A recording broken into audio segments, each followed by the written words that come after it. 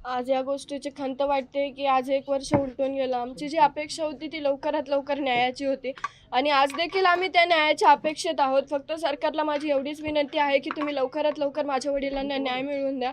जे आरोपी आहेत सगळे पुरावे असताना देखील ह्याच्यामध्ये दिरंगाई का होते याचा काहीच ठामपत्ता लागत नाही आहे.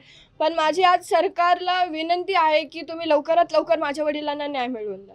कुटुंब आज पूर्ण या संपूर्ण ह्याचा आठवणी विसरू शकत नाही. असं कुठल्याही बापाची आठवण कुठलेही लेख विसरू शकत नाही. पण आता नेमकं समाज आहे, त्याचबरोबर इतर लोक देखील तुम्हाला सहकार्य करतात. त्यांना काय सांगणार असेल आणि या न्यायालयाच्या लढ्यामध्ये कुणाकुणाचं सहकार्य कसं कसं लावलं? या न्यायाच्या लढ्यामध्ये तर आम्हाला पूर्ण समाजाने साथ दिली. मी खरंच त्यांचे आभार मानते. कारण की तुम्ही जी दिलेली आम्हाला साथ आहे तोच त्याच्यामुळेच हा लढा इथपर्यंत उभा राहिला आहे. कारण की आमचं कुटुंब, माझे वडील आमच्या कुटुंबाचा एक असा हिस्सा होते की त्यांच्याविना आमचं कुटुंब हे काहीच नव्हतं. आणि या आठवणींना खरंच कोणता दिवस नसतो की मासिक आलं, वर्ष श्राद्ध आलं की तुम्हाला त्यांची आठवण येते. कारण की मला दररोज माझे वडील आठवतात की ते असतं तर त्यांनी आता काय केलं असतं, ते असतं तर त्यांनी मला कोणत्या पद्धतीने ट्रीट केलं असतं किंवा मी काय केलं असतं.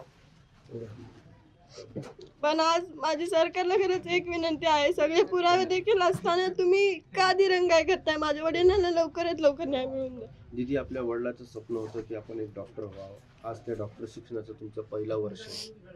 काय वाटतं तुम्हाला? काय आठवण बाबांची? म्हणजे त्यांचं स्वप्न तर मी नक्कीच पूर्ण करेल, पण त्या आनंदात ते माझ्यासोबत नसतील हे माझं खरंच खूप मोठं दुर्भाग्य.